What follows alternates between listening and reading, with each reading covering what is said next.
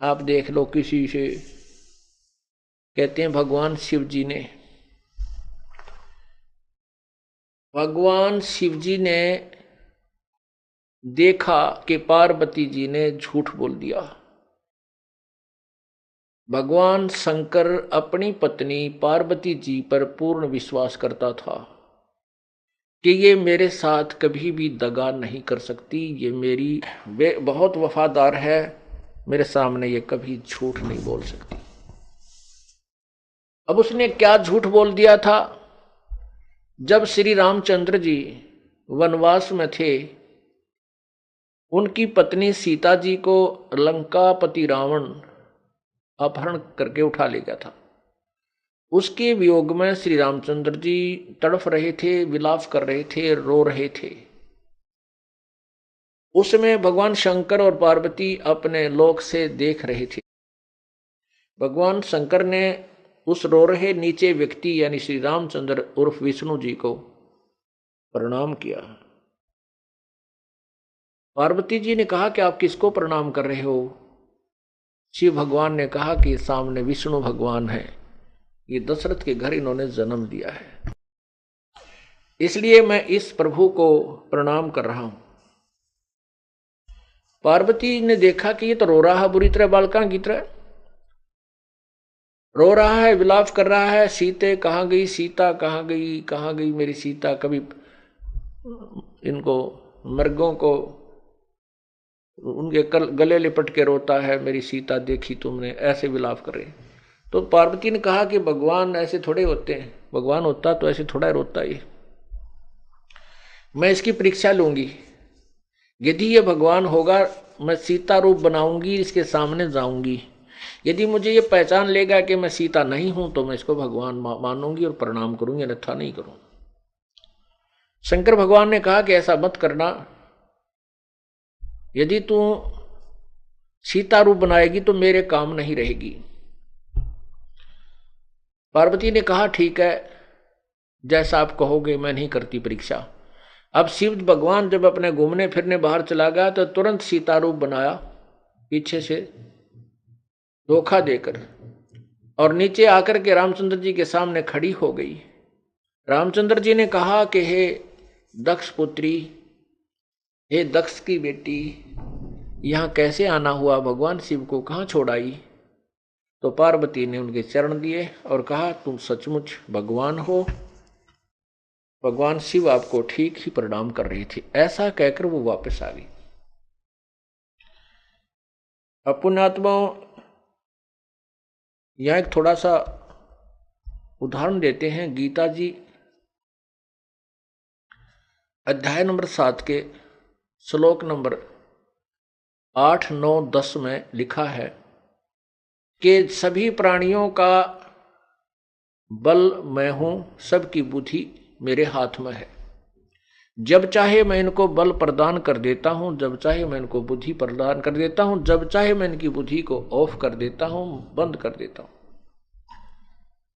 अब जैसे श्री रामचंद्र जी उर्फ विष्णु को स्वयं तो पता नहीं तेरी पत्नी कौन उठा ले गया, उस समय तो काल ने वो बुद्धि तो बंद ऑफ कर दी श्री रामचंद्र जी की अर्थात विष्णु जी की, और जब पार्वती सीता रूप बनाकर गई तो वो ऑन कर दी बुद्धि, उसको पहचानवा दिया।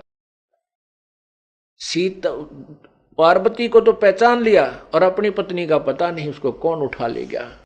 इससे काल भगवान कहता है कि मेरे 21 ब्रह्मांड में जितने प्राणी हैं उनकी बुद्धि मेरे हाथ में है, और उन बलवानों का बल भी मैं ही हूं, बुद्धिमानों की बुद्धि भी मैं ही हूं।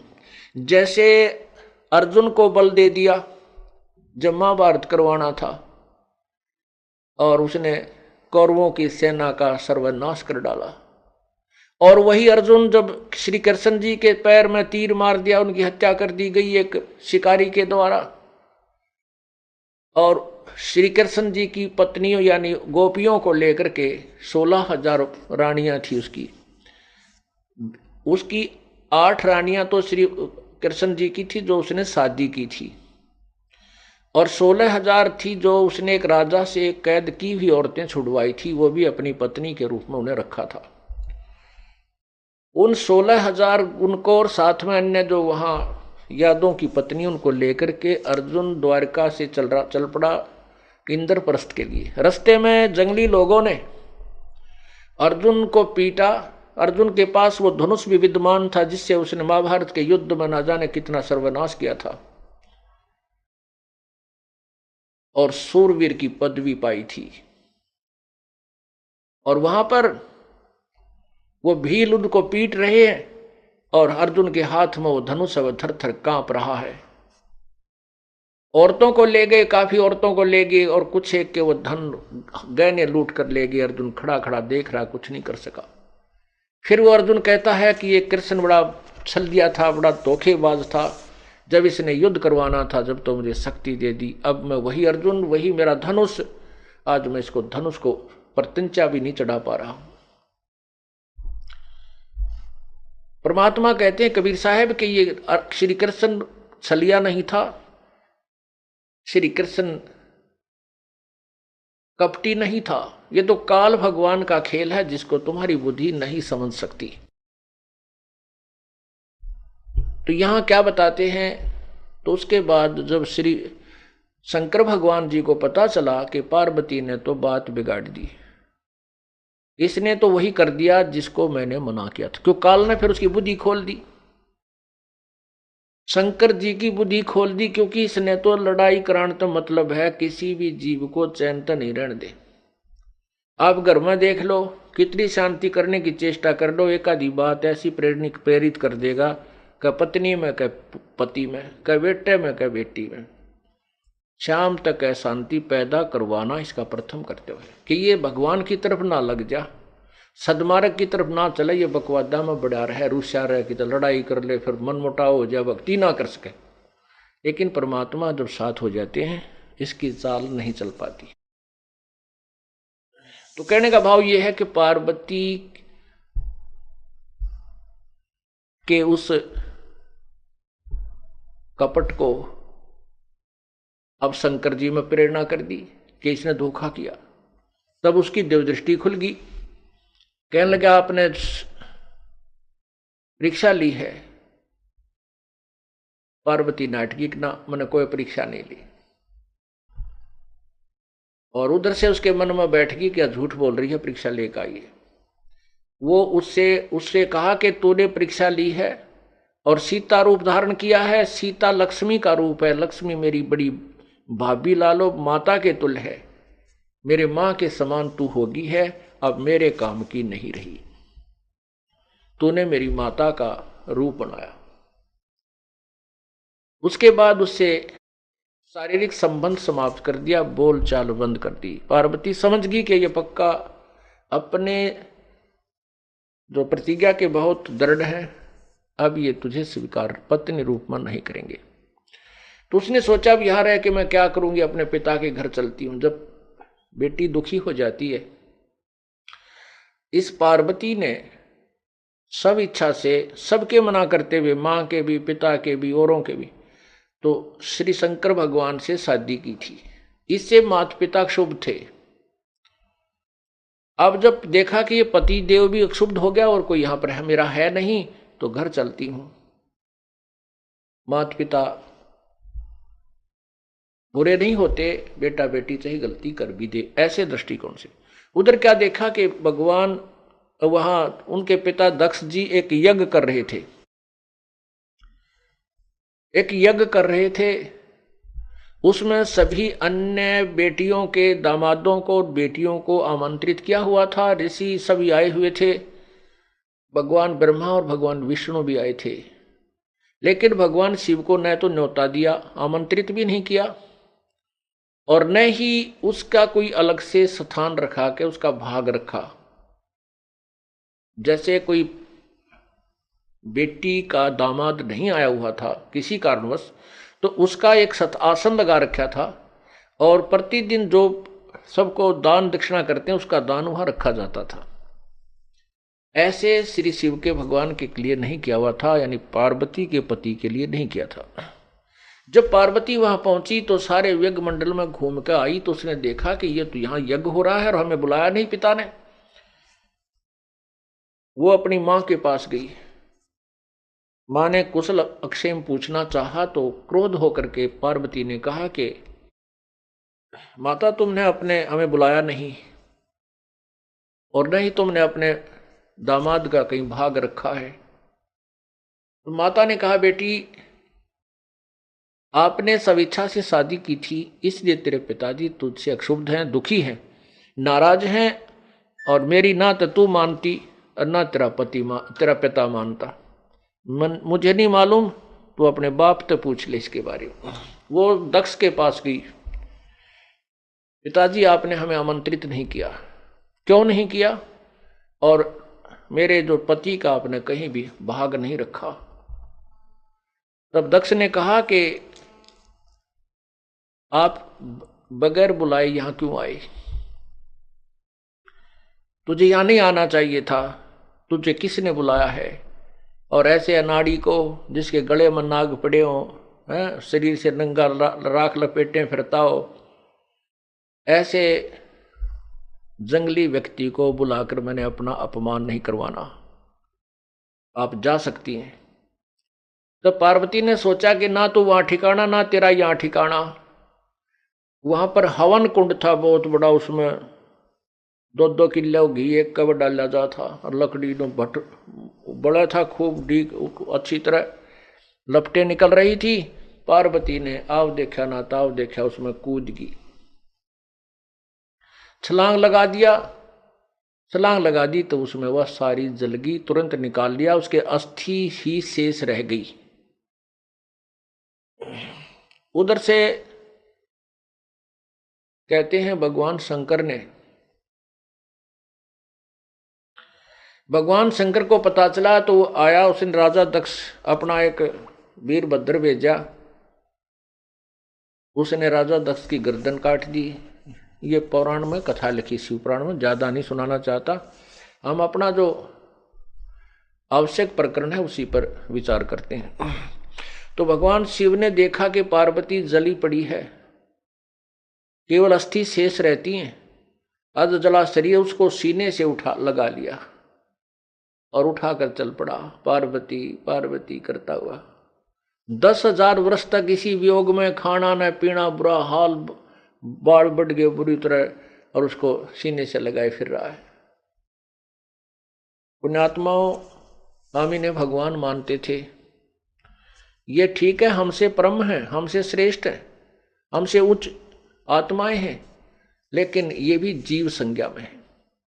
अब जैसे एक भैंस का काटड़ू मर गया, बच्चा या बच्ची, काटा या कटिया, तो उसके मरने के बाद व्यापारी लोग क्या करते हैं, उसके शरीर में से उसके चाम को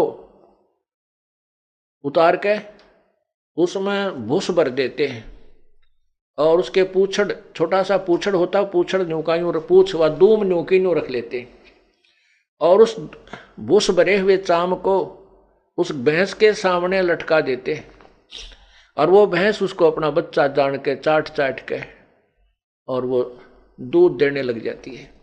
और उस बच्चे को उठा करके कोई चलता है तो पीछे पीछे भागी फिरती है, उसको अपना बच्चा मान के। वो चाम के उस एक मूर्ति बुत बना रखा होता है, चाम में भूस भर के, और उसको लटका के चल पड़ता है व्यापारी, और वो पशु व भैंस उसके पीछे पीछे भागती फिरती है, वो उसको अपना बच्चा मान रही है।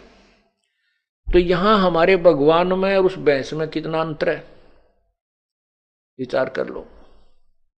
इसको मोह कहते हैं। ये भगवान विष्णु की शक्ति से, भगवान विष्णु के अंदर से निकल रही वो निर्गुण शक्ति, निराकार शक्ति जो प्रभावित कर रही है, इससे सभी प्राणी ऐसे प्रभावित हैं, इतना प्रबल मोह हो जाता है, तो जीव के बस का नहीं। तो वहां से काल भगवान ने विष्णु में प्रेरणा की, तो विष्णु ने सुदर्शन चक्र छोड़ा, पार्वती के टुकड़े टुकड़े किए, उस दक्ष पुत्री के टुकड़े टुकड़े किए सती के। जहां पर नैन गिरे वहां नैना देवी, सिर गिरा वहां मनसा देवी, और धड़ गिरा वहां पर वैष्णो देवी। ये मंदिर बना डाले हमने बाद में। अब वो मनसा देवी के ऊपर आपने देखा कितने आदमी मर गए, वो केवल एक यादगार बनाई गई थी कि इन कथाओं को कोई जुठला ना दे जो पुराणों में लिखी है। इसलिए वहां एक यादगार बना की, एक मंदिर नुमा, एक गोल गुम्बज नुमा एक स्तूप बना दिए गए थे, यादगारें बनाई गई थी, केवल ये प्रमाणित रखने के लिए कि सचमुच घटना घटी थी, कोई इन हमारे पुराणों को झुठला ना दे। बाद में उनकी पूजाएं शुरू होगी, वहां से मनते मानने लगे। और अब वहां पर क्या क्या कहर टूट रहे हैं। ये भोली भाली जनता, ये भोले श्रद्धालु इन नकली झूठे कपटी गुरुओं और ऋषियों के बातों में आकर के वहां कल्याण अर्थ जाते हैं और सर्वनाश करा लेते हैं।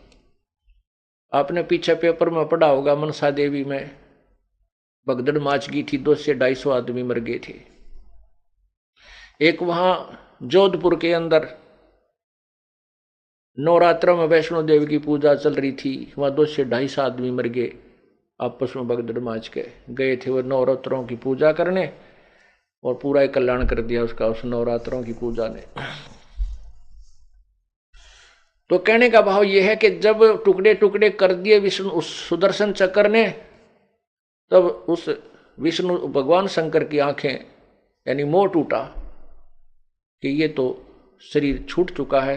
तो वहां उनको दफना करके फिर उसके मन में आता है, भगवान शंकर के मन में आया कि मैंने शादी की, मेरे अंदर वासना थी तो मैंने ब्याह कराया, और यदि ये कामदेव, ये वासना, ये रजोगुण मेरे अंदर जितना दबाव दे चुका, यदि मैं अपने इस कामदेव को समाप्त कर दूं तो ना रहेगा बांस, ना बजेगी बांसुरी।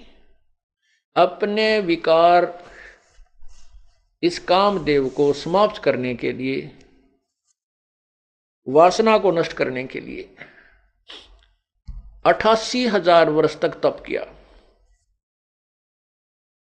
और इसने मान लिया कि मैंने अपना मन जीत लिया, इंद्रियों पर काबू पा लिया, कामदेव को नष्ट कर दिया। कुछ दिनों के बाद ये मस्ती में रहने लगे।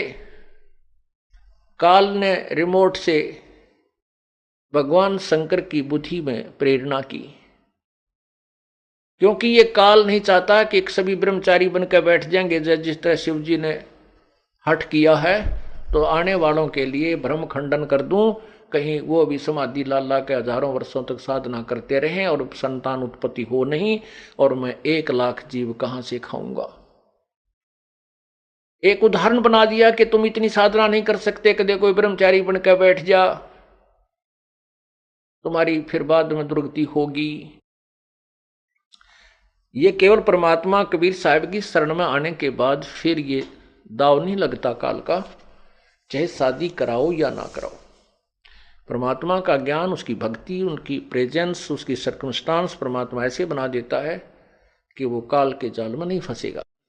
और जब तक परमात्मा का हाथ नहीं, जो मनमुखी साधनाएं अपने हिसाब से जो साधनाएं करते हैं, वो प्राणी वो काल के जाल में ही रहते हैं।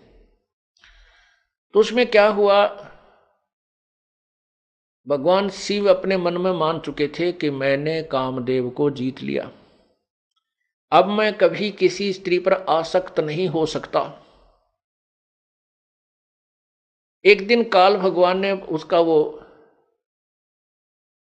रिमोट दबाया, मन में सोच उठी कि सुना है जब सागर मंथन हुआ था, भगवान विष्णु जी ने एक सुंदर स्त्री का रूप बना करके राक्षसों को मोहित किया था, नाच डांस करके, और उनसे अमृत का कलश घड़ा छीन लिया था और मदिरा का उनको दे दिया था, जिससे राक्षस लोग मदिरा पी करके मदहोश हो गए थे, देवता अमृत पी करके आनंदित हुए थे।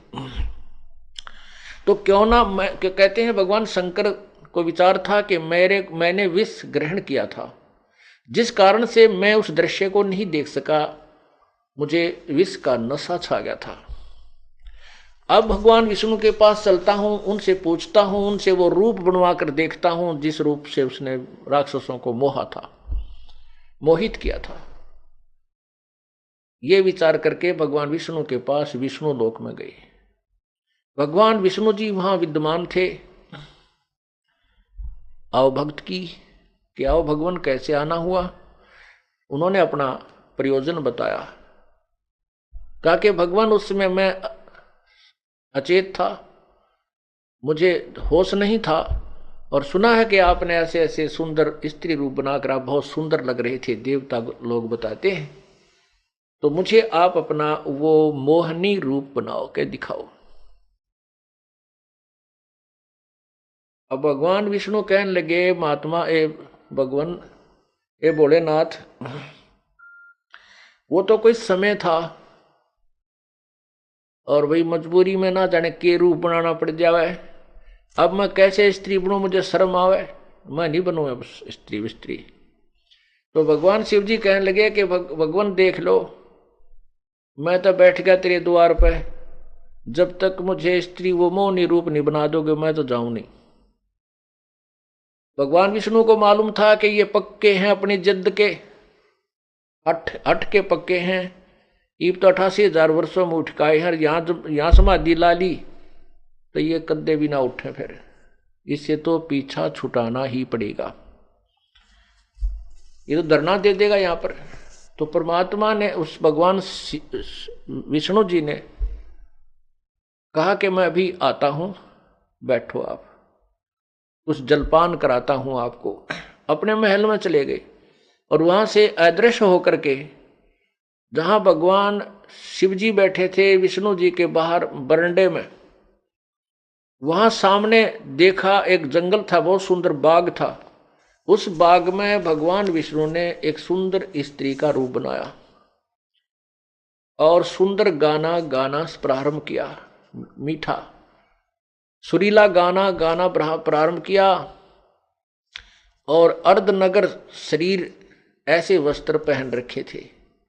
अब भगवान शिव ने इधर उधर देखा, कोई नहीं देख रहा था, तो तुरंत उस लड़की की तरफ और बाग की तरफ चल पड़े, दौड़ लिए। वो लड़की भी आगे को चलती रही। भगवान शिव जी भी कदम उठाकर तेजी से चलने लगे, तो लड़की काफी आगे चली गई। उसने जाकर के उनका हाथ पकड़ लिया। भगवान शिव ने पूर्ण रूप से प्रेरित थे वासना से, और भी कुछ ऐसी गति उनकी होगी थी जो यहां वर्णन नहीं की जा सकती।